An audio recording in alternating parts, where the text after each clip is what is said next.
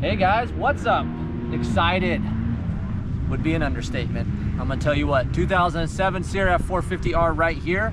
Just got done with the Racer X video, but I thought I would add a little bit more to this YouTube video, so thanks for joining me. And probably one of the funnest days that I've had in a very long time. Last time I said that was about last week. That was on a vet track on a Kawasaki. This surpasses that, of course. So I don't know about you guys, so you can watch the Racer X video, but for me, been doing this 25 years, been testing dirt bikes 25 years, was at Dirt Rider magazine a long time.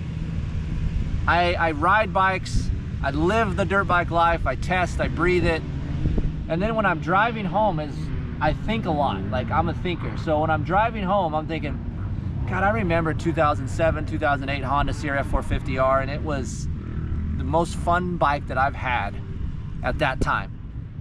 And I always think, I wonder if it's as good as I remember. And it's tough to find one of these bikes that's in good condition or doesn't have a bunch of added crap to it. So thanks to my guy Zeb Armstrong, we've talked about this over the phone several times. He found one up in Oregon. So the backstory about this 07 CRF450R that had 0.5 hours on it, brand new. The gentleman bought it for his son that was going into the Army. His son enlisted. He had to leave fairly quickly, so he left, never really got a chance to ride it. So it sat in his house in Oregon for a long time. If Dribble can kind of look around, there's only 1.5 hours on it right now. So he found this gem for $5,000. So my good buddy Zeb, as he would do, he jumped at the chance, had it shipped down to Jim Hassecker. Jim owns a shop up in NorCal. He engine shop, does a lot of good things. I've heard a lot of good stuff about his work, never really worked with him. He took this bike down, completely stripped it down, vapor blasted the frame. Obviously you can see how well this frame, I mean, it just looks beautiful, even with my ass on this thing for an hour and a half today. Just a great job, completely torn apart the motor, went through everything. Nothing has been changed. It was brand new, it looked great, cleaned the carb out, and now we're here. We compared this thing to the 2025 CRF450R. And I don't know if Honda really wants to hear all this, honestly, because this 2007 is as good as I remembered it in my head back then. So what can I say about this thing? A couple points of interest. We did put a Dunlop MX3S front tire on and a 34 rear, because the 742 FA that came on this bike was just crap. Didn't like them back then, but obviously it was old rubber, so didn't want to use that. And then the gentleman that sold the unit to Zeb had this on here for his son in case he wanted a steering dampener. In 2008, Honda went to the HPSD mount steering dampener up here. So in 2007, update to the valves, update to the porting, the ignition. The muffler is shorter in 2007 versus 2006.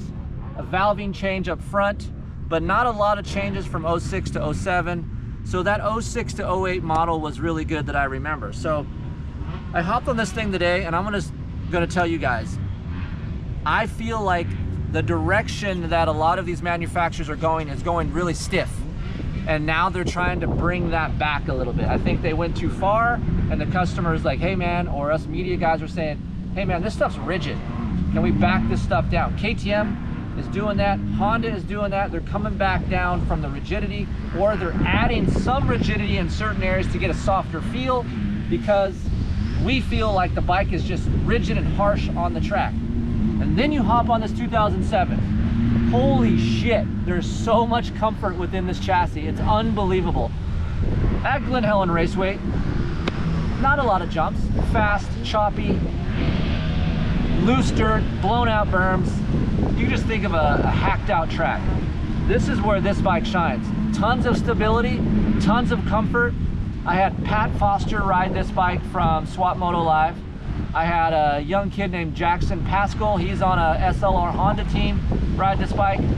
Didn't say anything to them, and they came back and they were like, oh my God. And that's basically what I felt like when I rode this thing, just because I didn't think it would be that good. I thought it was going to be good, but didn't think it was going to be mind-blowing. But man, there is way more comfort within this 07 chassis than the current chassis that is out there right now at Honda. And what I mean by comfort is straight line comfort, bump touch, hitting the bump, lean angle traction, front tire contact feel. There's just way more contact and traction within this chassis versus the newer chassis. So not to say that the 2025 chassis is bad, because it's not. Comparatively to other bikes in 2025, it's really quite good. But this chassis just feels longer, it feels more stable. Even though it does feel longer, it just has more front tire contact feel when leaning. Pat Foster came in and told me, he's like, Kiefer, I can turn this thing anywhere. Like, if there's not a rut, I can still turn. And that's exactly how I feel. I feel like with the older frame, it turns well, it feels lighter, but it just doesn't have as much front tire contact as this chassis does. So in 2006, they had a 24mm offset. In 2025, there's a 22mm offset. Obviously, you're dealing with a 47mm fork versus a 49mm fork, 7/8 bars. So there is a lot of less material on this bike compared to the new bike. So of course, you're gonna get more comfort and more feel. As horsepower goes up, 2025 has 5 more horses than this 2007. You're gonna have to stiffen things up. I understand it. But I think for the masses, for the average guy, maybe not the top level rider, this chassis is really good. It makes me want to ride. Like, I haven't want to go out and ride and put longer motos in for a very long time. And then when I ride this bike, I'm like, man, I want to stay out here a little bit longer and just ride and have a good time. The engine, yeah, it's carbureted. We know that. No bog, thanks to Jim over there. He cleaned this carb out, had no problem with bogging. It is not as responsive as a 2025. 2025 bike is quite responsive, and although smooth and linear, just not quite as smooth and linear as this engine. But there's simply just not as much horsepower or torque feel with this bike versus the new bike. However, it's easy to ride. It's manageable. It's very connected to the rear wheel. The carbureted feel versus the FI feel, and that's what everyone complained about when we went to FI, and that was in 2009 in the Honda world, is that the FI is really jerky, really responsive. And sometimes that upset the corner when we're trying to roll our corners or get into a rut. The carburetor doesn't do that. It's very linear, very smooth, very easy to ride. So I quite enjoy that. It brought me back to my youth a little bit. And yes, you do have to ride the unit harder than the FI bike, but that's also fun. That's also part of riding, is riding stuff that's a little bit down on power and actually riding the bike versus the other way around, where the bike's riding you and you're like, holy shit, I'm tired in 3 laps. This bike doesn't do that. And maybe in 2007, this was one of the better engines, but fast forward 18 years, it doesn't feel very fast, but it feels very manageable. So I think that's a plus. I don't even think that's a downside. I think that's something that the consumer also needs in the world of 450 cc's, is a smoother, easier to ride 450 cc power. And this still is quite good. It's just not as crisp and clean as an FI. I did have some decel pop today at Glen Helen. You don't get any of that on the FI unit. Another interesting tidbit for me is obviously ergonomics. 18 years, lots of difference between the 2025 and the 2007. Dribble can pan to here. There's a dip within the seat, right? Comes up a little bit sharper near the front, and on the 2025, it's very flat. So ergonomically, Honda has been one of the best bikes for a very long time. Nothing has changed. Honda's still one of the best. But now in 2007, the seat shape is just a lot better and more friendly to my butt versus the 2025, where the 2025 is more rounded. And although easier to manipulate on the track side to side, the bike feels lighter, you can move around more, you can squeeze the 2025 better. This just has more comfort and cush on your rear. And even though it is more inside of the bike versus on top of the bike, you would think, hey, the bars are gonna feel high, the seat's gonna feel low, it's gonna hurt my cornering. It does not. It doesn't do any of that. I still feel, and I'll stand by this, this has more front contact feel than the current bike itself, and more stability, for sure, and more bump touch comfort. So another thing that I thought was a little bit different was, obviously we're working on a cable clutch pull versus a hydraulic on the 2025.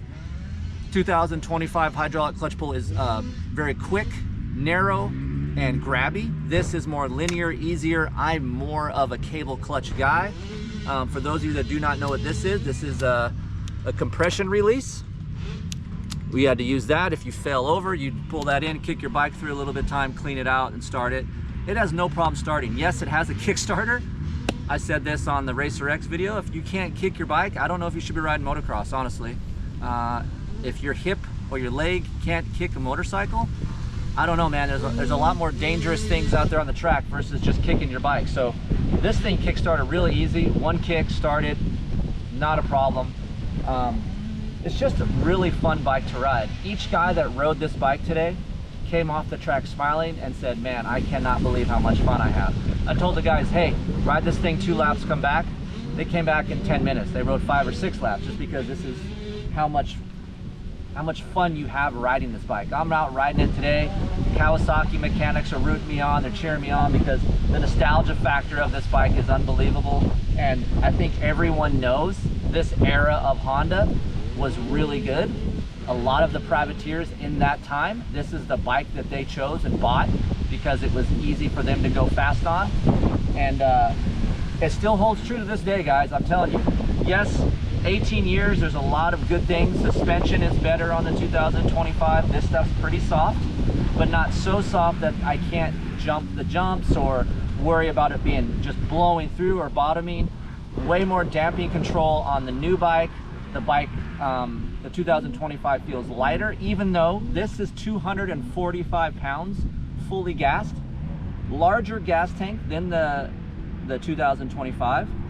So it holds more fuel. So 245 pounds full of gas. I'm sorry, the 2007, 245 pounds full of gas, and then the 2025 bike, also 245 pounds full of gas.